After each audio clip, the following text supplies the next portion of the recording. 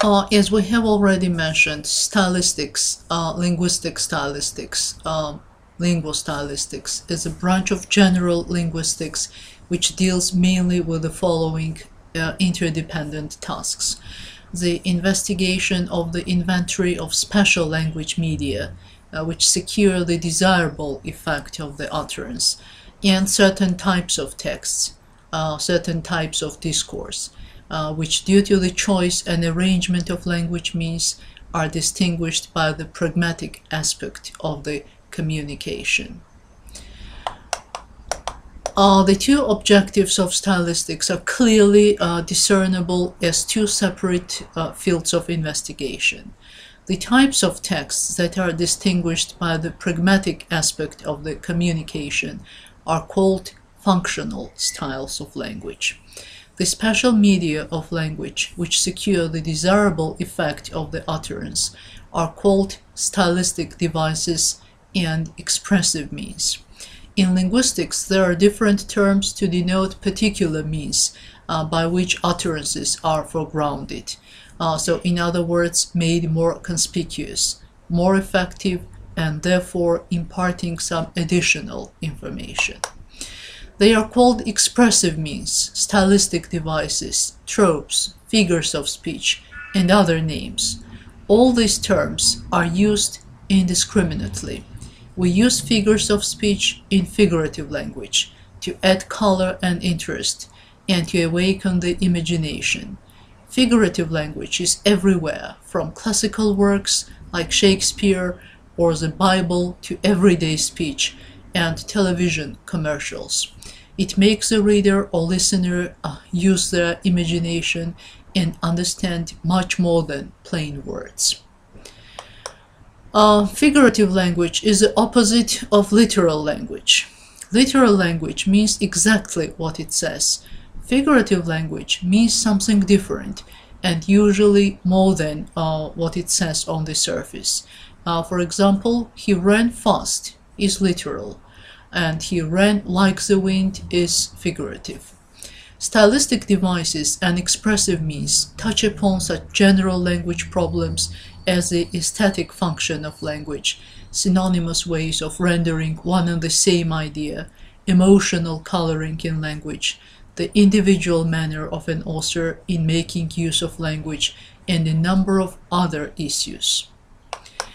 The difference between stylistic devices and expressive means is not large. They are closely connected with each other. The division of things into expressive means and stylistic devices is purely conventional, with the borders between them being somewhat shaky. Stylistic expressive means have a very strong effect. They can be logical and emotional, and they noticeably color the text. They reproduce the author's thoughts and feelings and make the reader to think and feel what the author wants him to think and feel.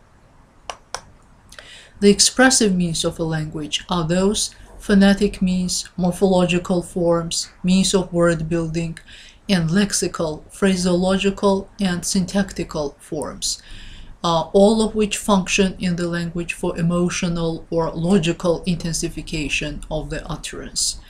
These intensifying forms of the language have been fixed in grammars and dictionaries.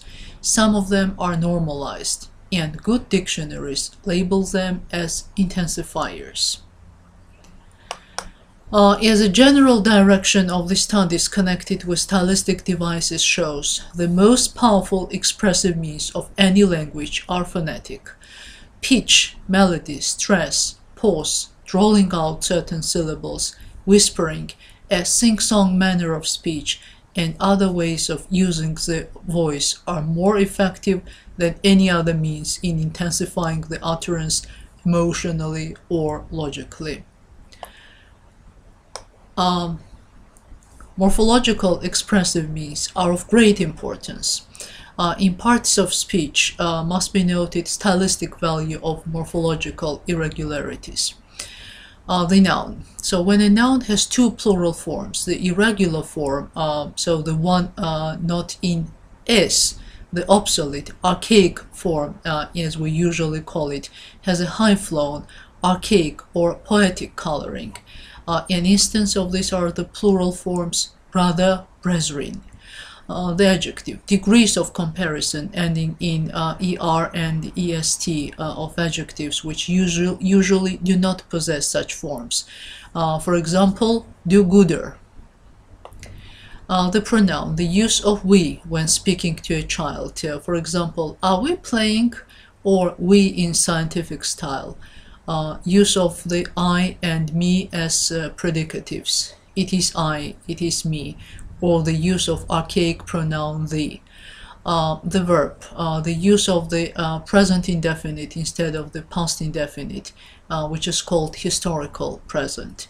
The past indefinite has, as you know, narrative function, its main stylistic function, and descriptive function.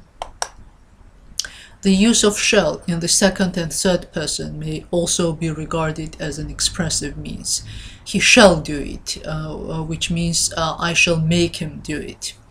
And of course we shall be dealing with word building means, certain productive affixes, and we shall be dealing with lexical level later, words with emotive meanings, interjections, poetic words, archaic words, slang, vulgar words, which we have already spoken about.